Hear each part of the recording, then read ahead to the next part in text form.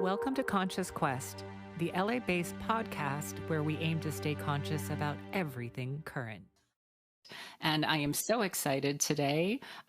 We have our very first guest, and I'm going to introduce her shortly.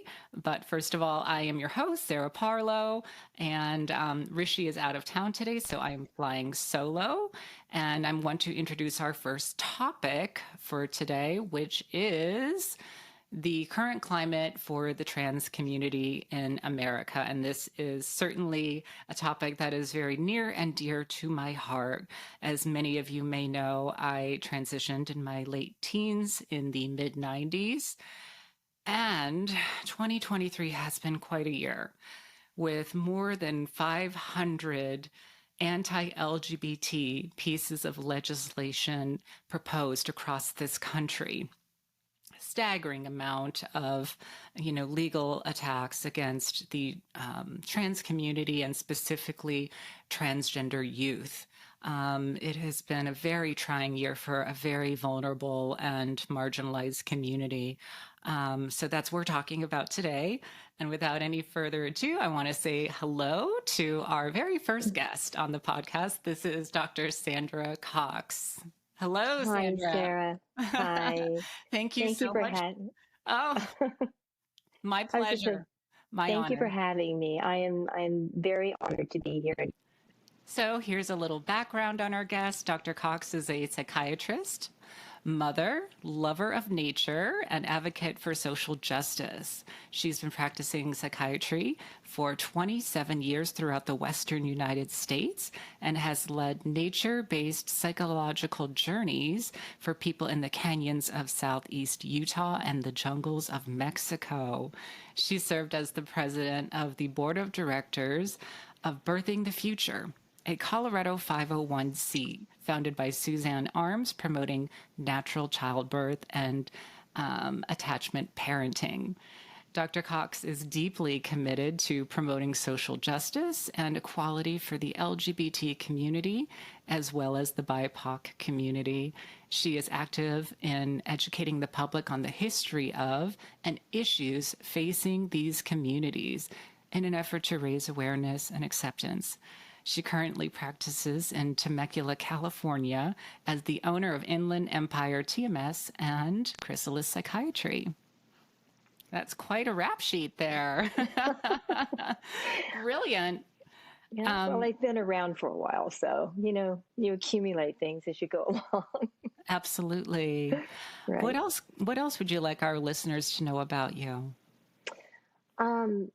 Well, I've been an activist for the better part of my adult life. So my first introduction to something that seemed to require a lot of attention on an activism level was the nuclear weapons freeze race, the nuclear weapons race back in the 90s or I should say the 80s. And when I was a freshman in college is when I first went to my first lecture on the nuclear arms race, and by Helen Caldicott, who's a physician who wrote a book called Missile Envy, appropriately named, I think. And when I went to her talk, I was scared to death about it, and immediately joined the nuclear weapons freeze campaign and became an activist. And I've been an activist ever since then, as time and energy would allow, because of course becoming a physician is no small feat. So these days, now that I'm older and I don't have so much on my plate in terms of training, these causes are near and dear to my heart, and I feel important because we all deserve to live in a world where we can find peace and live without fear.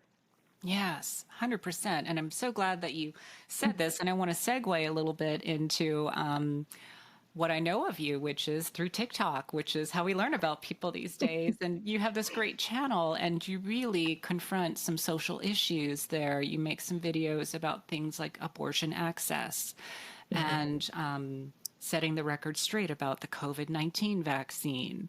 And then you also did a really interesting video about a Senate bill, which is HB 2649 in Missouri, which was your home state where you grew up. Yes.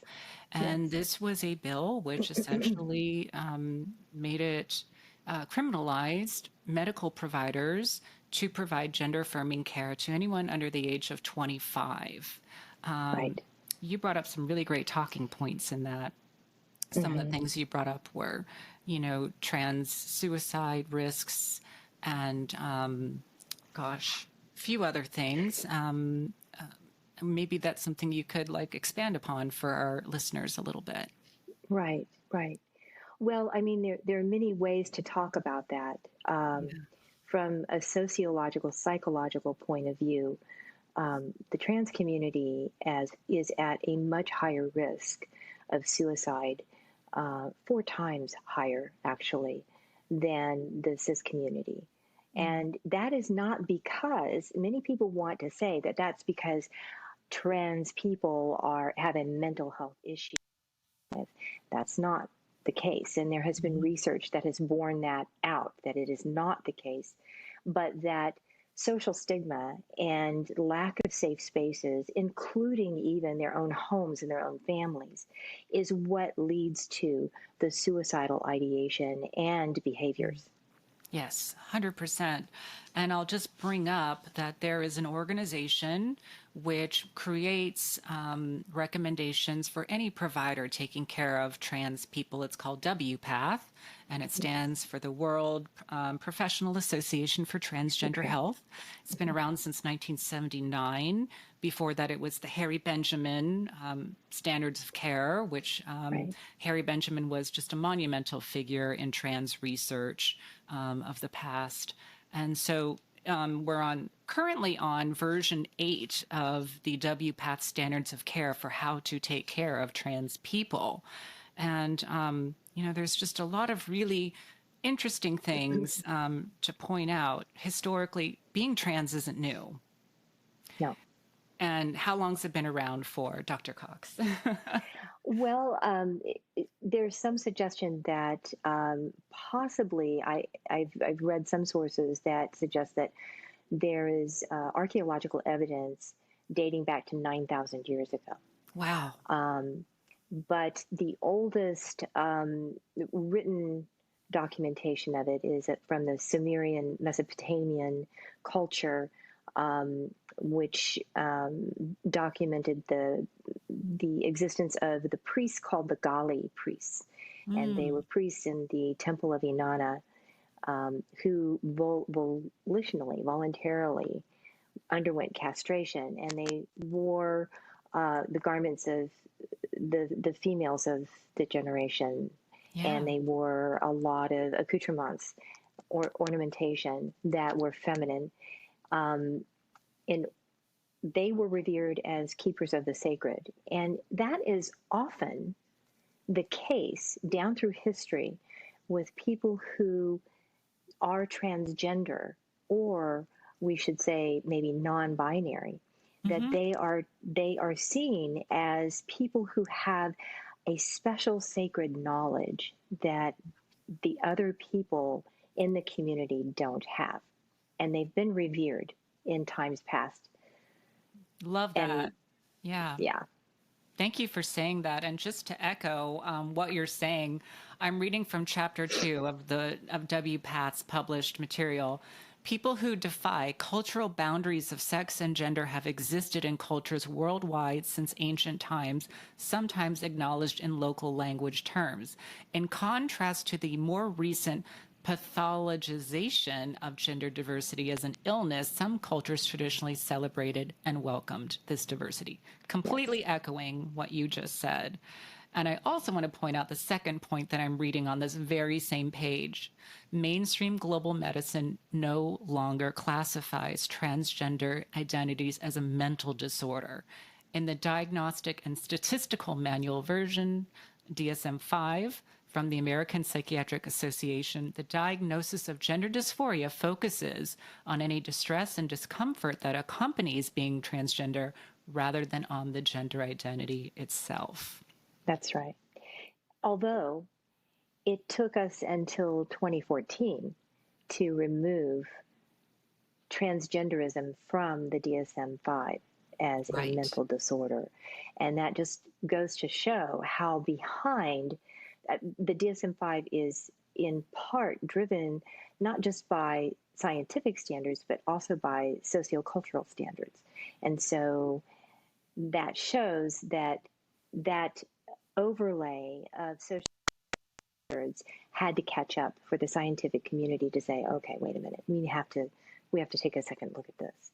And Right. that's a lot of the scientific, the clinical studies came from, to Hmm. study the psychology of transgender folks and to understand that no, indeed, they do not, they're not suffering from depression or anxiety or dissociative states um, before transition or leading up to or through, unless they are unaccepted by their communities, which is why this bills like this one in Missouri, um, laws that are passed like that, are so devastating for the transgender community, because taking it doesn't take away their access to gender affirming care, but Yeah. it makes a statement to them that there's something wrong with you and you are being pathologized by us and we do not accept you.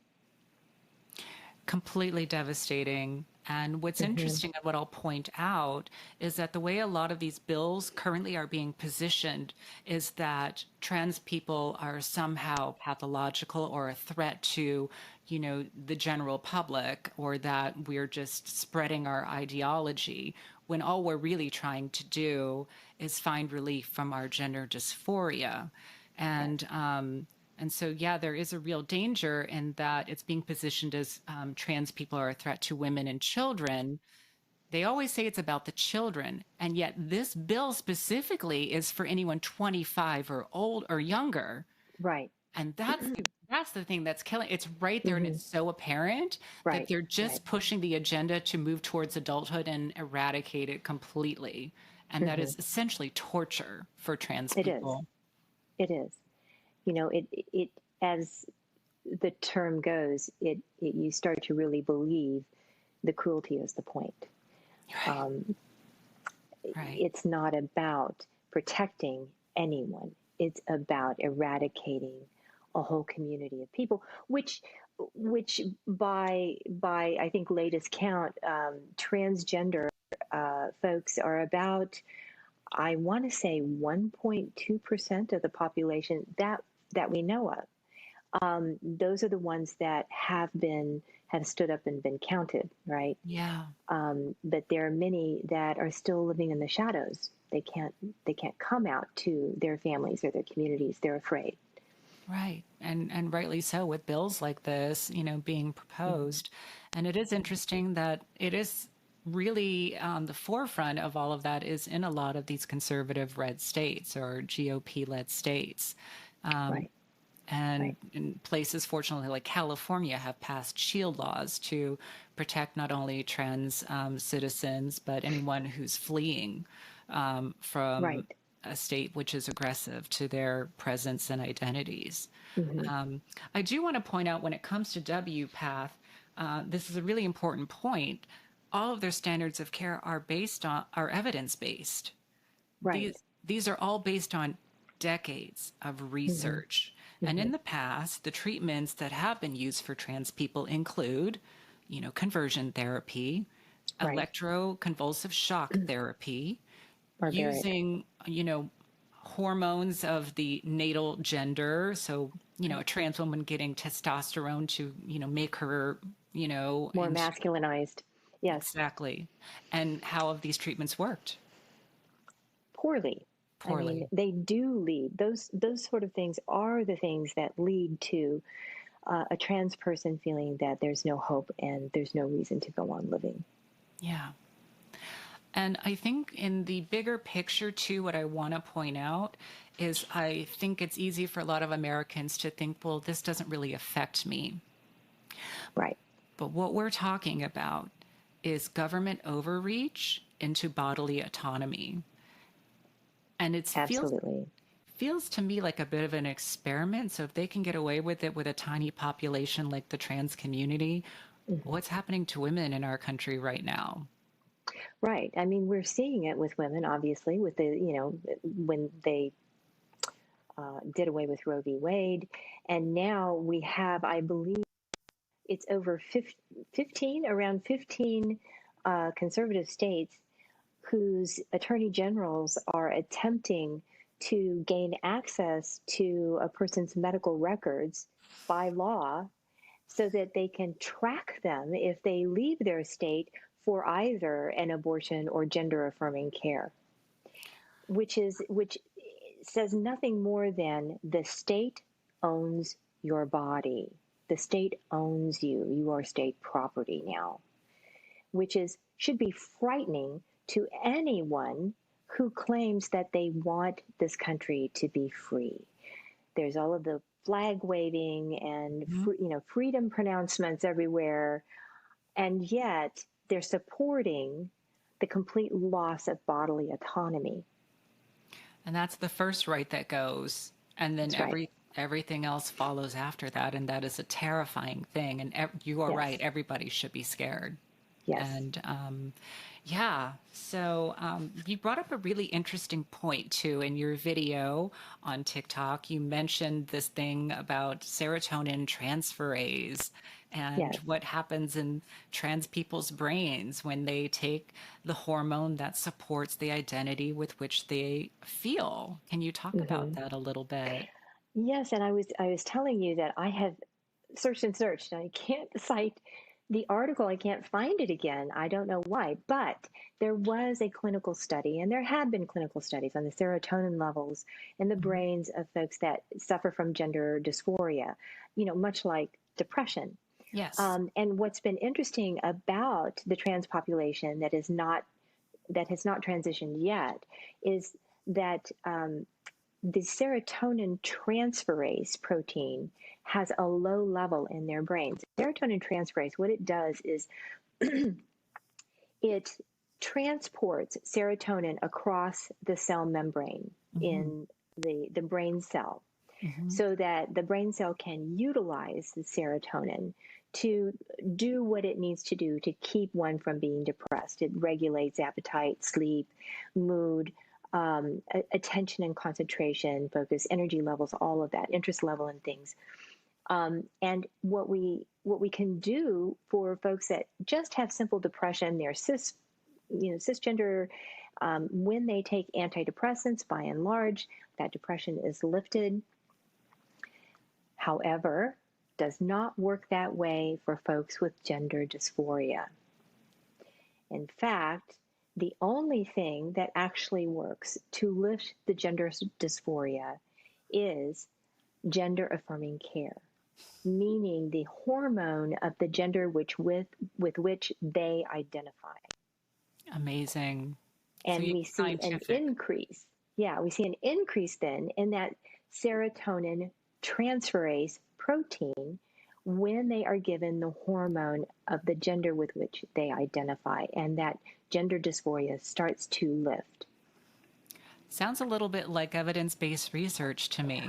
A little bit, yeah, a little bit, and it really coincides with a lot of the research. You're going to hear my pages turning here, but I have to refer. I have so much written down.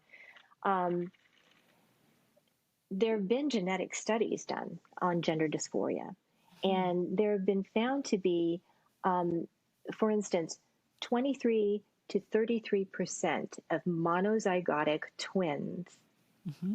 are transgender. Wow. They share that identity, and which is much higher than you would find in dizygotic twins, twins that did not come from a single egg. Right. Um, and then it was found that 12 sex signaling genes had variations and what we call single nucleotide polymorphisms Hmm.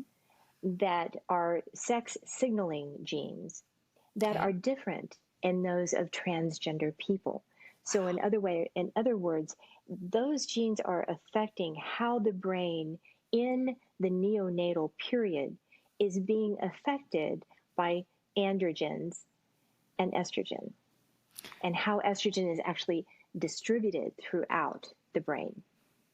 So we found differences genetically in folks that are transgender from cisgender.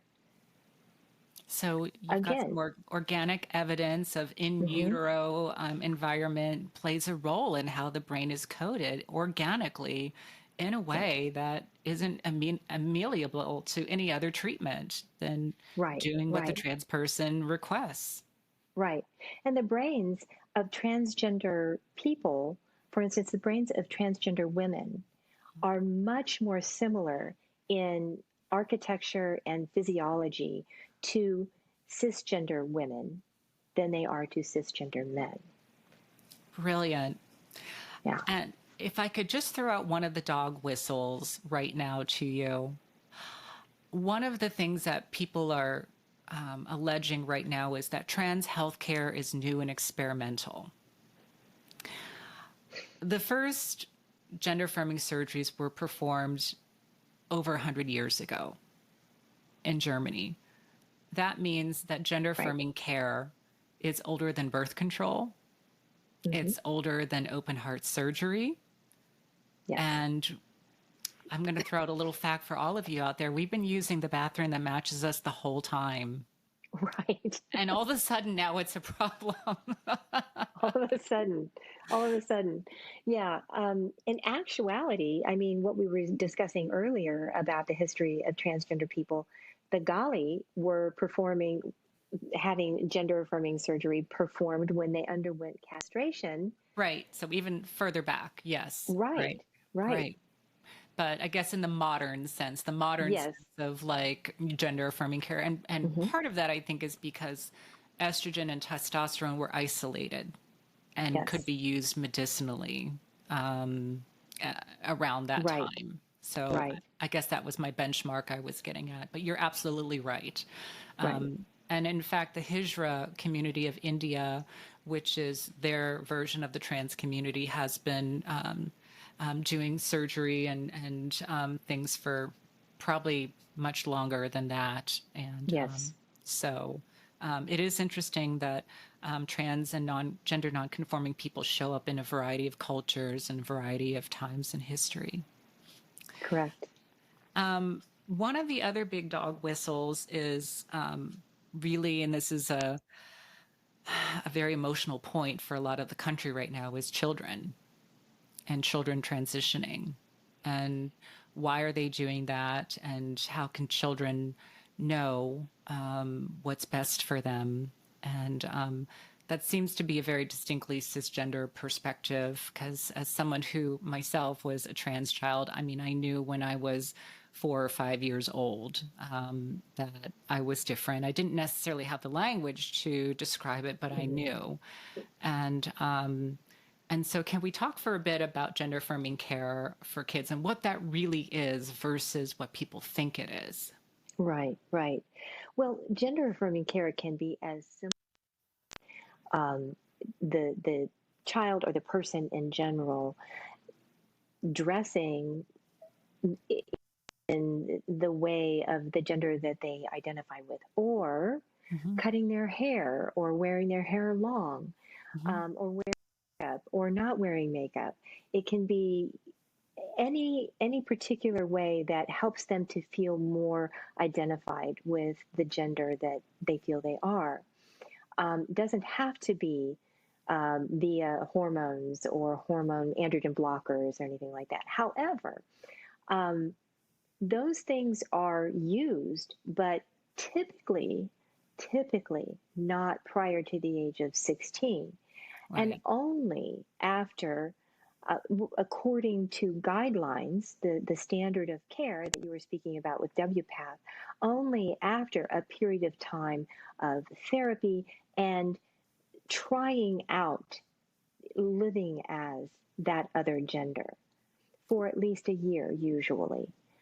Yes. And then, with both parents, or if there's a single parent, signing on to any hormone therapy or androgen blockers that are given. 100%. And so we have to make a discrete separation between gender affirming care for children, which but pre-adolescence, the only thing WPATH recommends is social transition. Right. Which exactly what you said, you know, growing your hair, cutting your hair, pronouns, being able to live in the way that feels best for you. And then as puberty emerges, generally the recommendations are that you have to be a Tanner stage 2, which means there is onset of puberty of some degree. And then again, with following the standards of care, which mean assessment, that the child is insistent, persistent, consistent with their gender dysphoria. And then under the care of doctors and parents, that they can get puberty blockers, which puts the pause on puberty, completely reversible, and then maybe 14, 15, 16, if things persist and it is working for that child in general, yes, you know, introducing hormones at that point, which are partially reversible depending on how long they're on them. Exactly. But I think that the dog whistle we're hearing a lot is people are imagining that kids are having surgery. Yes. And that's the narrative that is spread out there. I think purposely by politicians and the religious community to foment fear about affirming care, because they've also been given the narrative by pastors and politicians that transgender people are a danger to their children. And so it all sort of goes hand in hand. In fact, I did a TikTok on what is it that pastors and politicians have in common. Can't wait to hear this. It is the need for followers, right? People who follow them and whom they can lead. And what do pastors and politicians need to be successful? Not just followers, but their followers' money. Yes. And how do you get somebody to follow you and give you, except to suggest to them or tell them very firmly that there's a boogeyman for them to be afraid of, and that to tell them that you are the one and your ideology and your camp is what is going to save them from that boogeyman. 100%. So emotional types of arguments, targeting people's emotions and fear. And I will get into my professional side for just 1 second.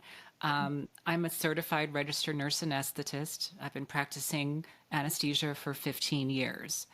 I work for a medical organization with 13 million members across this country. When trans patients are ready to have gender affirming surgery, they come to one hospital in the system, my hospital. And so we only do bottom surgery at my hospital, which is genital surgery. And so I see everybody on that board and their age who comes through, and the number of kids I've seen coming in to have surgery is exactly this. Zero. Right. Zero.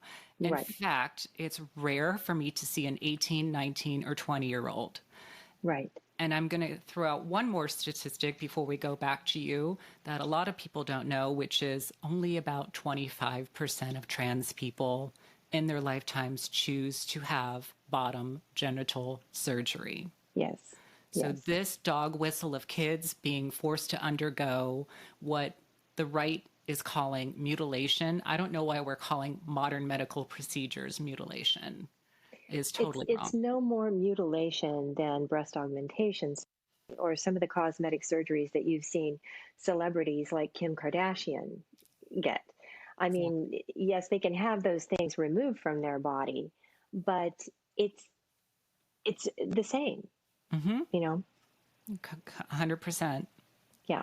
100%. And let's not forget that we circumcise little baby boys. How is that not mutilation? Exactly. Exactly. If you've ever done it, I'm sure you've probably done a circumcision. I certainly did in my training, and it is awful. It's Yeah. awful. Yeah, it's traumatic if I there's, cried after every one I did. yeah, yeah. Yeah. Little boys feel things. So, Mm-hmm. Mm-hmm. but this is socially condoned. Right. So that's, I guess, the difference. Can we also talk, Dr. Cox, about this idea of social contagion? Yes. So there's a lot of concern amongst the transphobic community that children are catching transgenderism from their peers, that they're learning it from their peers. Um, when in fact, that really isn't possible. Now, is it possible for them to observe a peer that is going perhaps through some sort of gender affirming care and question it for themselves? Absolutely. As they are prepubescent and maybe even pubescent, to sort of question, I wonder, is that me? Mhm. However, they're going to figure it out on their own. If they're not transgender, they're not going to suddenly become transgender. It's not a contagion. Um, any more than, I mean, if that explained it, then you'd have to help me understand why there are gay gay men Mhm. and lesbian women who were raised in conservative, heteronormative, cisgender families who did not accept or would not accept who they were, right? So why would they were taught from day one, they were taken to, church or whatever and told that this is who you are, and yet they are gay or they are lesbian or they are. Right. So, what we're really trying to do is depathologize what really is a natural variation of the human experience. Right, And right, maybe it doesn't fit neatly into the containers that society creates, but is the problem with the people or with society?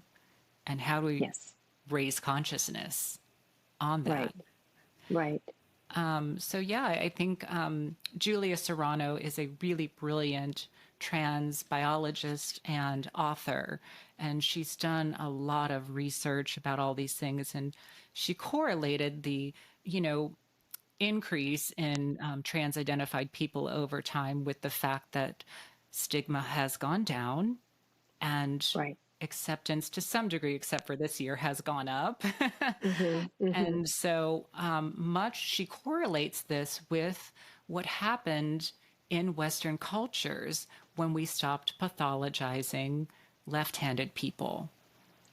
Right. The numbers went from about 2% to about 13% and stabilized. I'm not saying trans people will be 13%. I doubt that will ever be the case.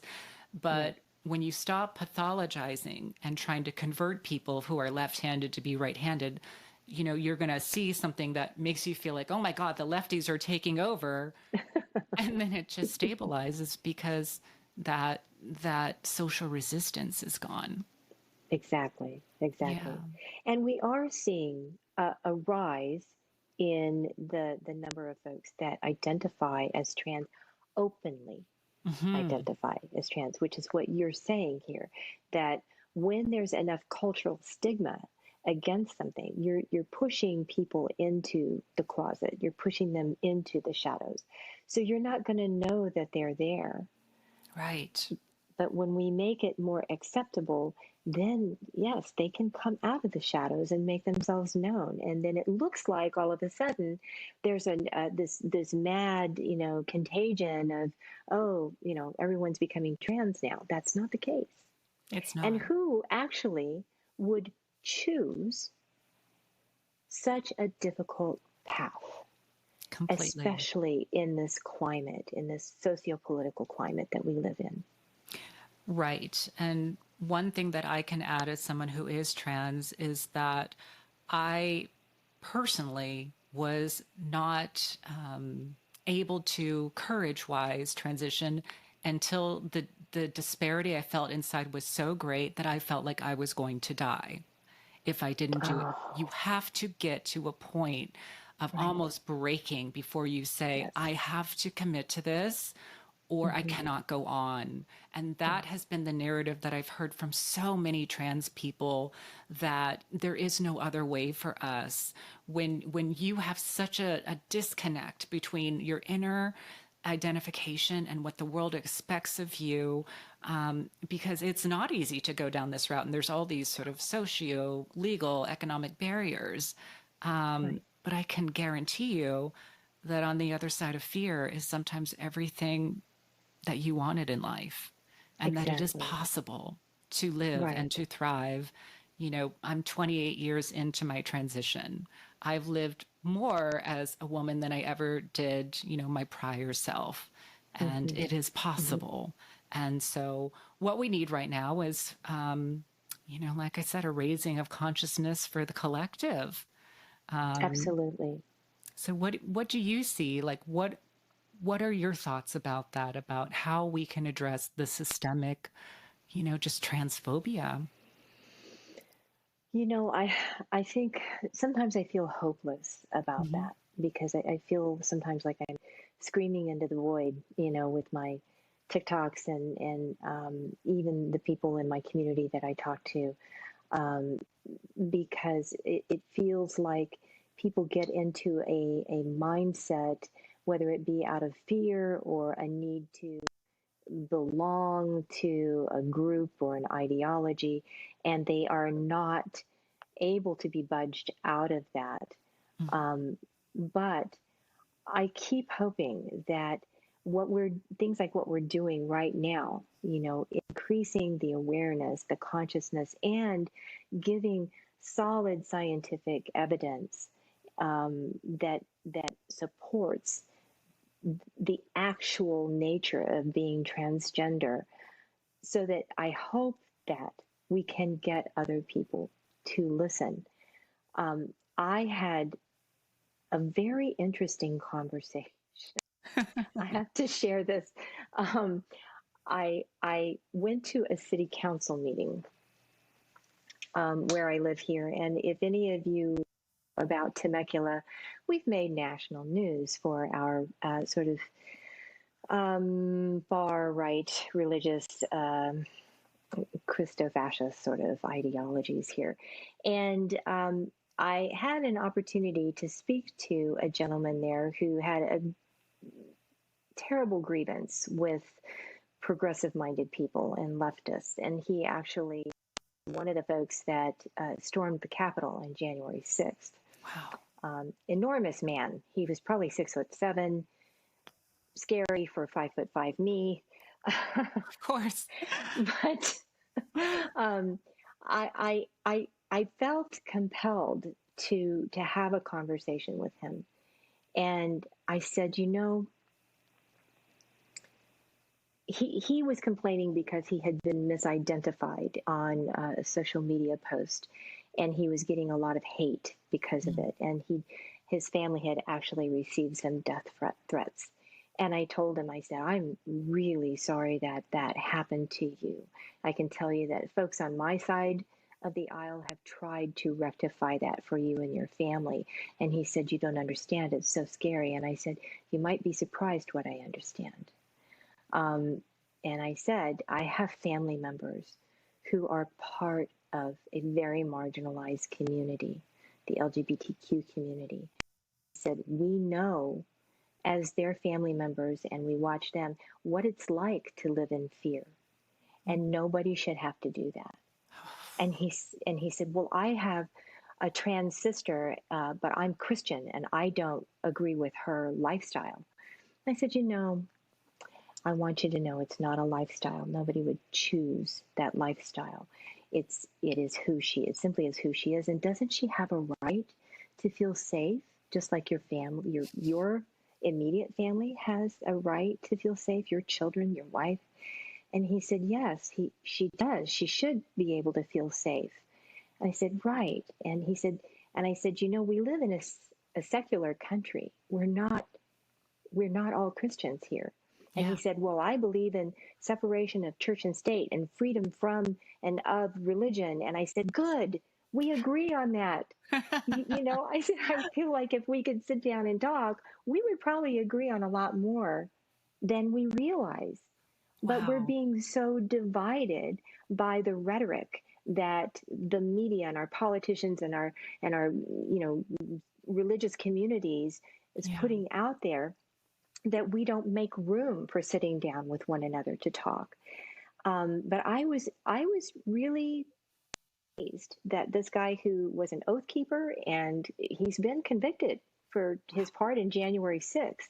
Yeah. I actually stood to talk to him, and we actually agreed on those things. And then he shook my hand, and his hand was about, this big.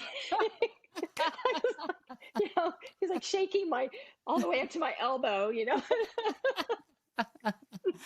But But yeah, yeah, I want to you know, applaud you for that human moment that you created of building a bridge. And maybe that's really the antidote we're talking about, is building bridges and having conversations on a human level. I hope so. I wish that there was more opportunity to do that, you Hmm. know. But I also see that there are many people who are so blinded by their ideologies or their religious beliefs that it's absolutely no way to have that kind of conversation. And it could have gone very differently. I didn't know, Yeah. how it was going to go. But you took that Yeah. risk, and that's incredible. And thank you for sharing that. I hope our listeners can take a cue from that. Um, Yes. the next thing I want to bring up is you brought up this idea of, can trans people heal the world? Can we delve into that a little bit? What did you mean by that? Well, there are, dating back to pre Christianity, spirituality of nature based people, the pagans, and prior to that, honored both the feminine and the masculine in their deities, if you will. Um, and many of them had goddesses that they worshipped. They considered the feminine to be sacred as well as the masculine. And they had ways and rituals honoring both of those things. And at the advent of Christianity, the goddess had to be, she not only just had to move over, but she had to be squashed, because the Christian God is masculine. Mm. And there developed out of that the necessity again to make the feminine the boogeyman. And Christianity is, and other religions now, the Hindu religion used to honor both feminine and masculine. Now is much more patriarchal, Yeah. in religions around the world. So, with that said, really, it's when the feminine, the sacred feminine, stopped being recognized or revered, that the toxic masculinity started developing. Right. And I think that there are many of us that see the outgrowth of toxic masculinity as being, for instance, um, end stage capitalism that we're in, the end to democracy around the world, the rise of fascist dictators and autocrats who want to take the rights away rather than recognizing everyone as being equal and wanting what's best for the social structure of the social well-being Yeah. of the world. Yes. And that really is a feminine quality. Empathy is a feminine characteristic. And we see a real loss of empathy in our society and societies around the world now, which Right. I think is what is lending toward more division amongst us. 100%. And it is interesting that in the Christian religion, we have the figure of Eve. And Eve is the one who shoulders the blame for being cast out of Eden. That is So right. we have this early demonization of the feminine. Mm-hmm. That's right. And so here we are 2000 years later, Mm-hmm. and in the Christian church, women can rise to the level of being a nun, and that's it. Mm-hmm. And so yeah, I fully see that. How do we make space for the sacred feminine and for the gifts that the feminine brings, and how important it is Right. as a balance? Yes. And I think it's fueled by our separation from nature, Yeah. because it's nature is where we see the quality of the feminine, of the creation of life and the Yes. transformation after death. The harvest grows out of Mother Earth, and then it dies away, and it goes fallow in the field, and it transforms into the food for the next crop of plants that will come Exactly. in the spring. There's this sort of sacred cycle. And the feminine, in Jungian terms, the feminine is always in the the becoming and the dying, the becoming and the dying, the infinity sign, right? Wow. Whereas the masculine is more walking in a straight line. The sun many indigenous cultures see the sun as masculine, because the sun comes up and goes in a linear path across the sky and sets every day, whereas the moon is seen as feminine. She's waxing and waning and waxing and waning, and she's the one that brings the harvest. She's the one that farmers plant crops by. But the sun is revered for giving that energy Mm-hmm. to the feminine earth so that she can produce. Wow. So if we could get back to an understanding of our roots in nature, I think that transgender people would just be a part of that. They'd just represent, that that sacred union of the feminine and the masculine. And how beautiful the diversity that offers. And gosh, I just got tingles hearing about all of these descriptions that you said. It's so beautiful and so cosmic and so rooted to our origins as people and as part of this earth, and how we need to honor that. Mm-hmm. So we're getting close to our time. Any final thoughts you want to share in closing? Um, I want to send a message out to the transgender community that, in spite of how dangerous it may feel in this day and age, I want you to know that there are many allies out here amongst you, and we will stand between you and the danger, and we will fight for you, because you are important to us. And you know what? We actually admire your ability to live authentically, because so many of us are trying to live up to some sort of other standard that we're not. And to see what you exemplify in authenticity is absolutely inspiring. Oh, thank you. And, I've often said that the journey to be your most authentic self is not a specifically trans journey. It is No, very much a human journey. that's right. Absolutely. Dr. Cox, thank you so much. Where can we find you? You're on TikTok. I'm on TikTok at dr.sandstorm. Love that. Nickname given to me a while ago. Um, that's one place. I'm on Instagram, dr underscore. I can't remember. I'm anyway. It's connected to my TikTok. So yes, that's where you Thank can you. find me. Thank you so much for all of these pearls that you've offered us. And we are so grateful. Thank you for being our first, most incredible guest on our podcast. Oh, thank you. May I say one more thing? Yes. I'm also starting a podcast. I can't Oh, say great. exactly when, but it is entitled Psych Your Perspective. Love that. Okay. So when we are published, hopefully we can give people some details about all of that Okay. so we can All right. create a bigger platform for you. Yes. Thank you so Thank much you. for all of your Thank you for time. having me, Sarah. What an Awesome. honor. Thank Be you. well. See y'all next Bye-bye. time, listeners, and stay tuned for our next episode. Rishi will be back, and we'll have some new, really cool topics to raise your consciousness to. Thank you.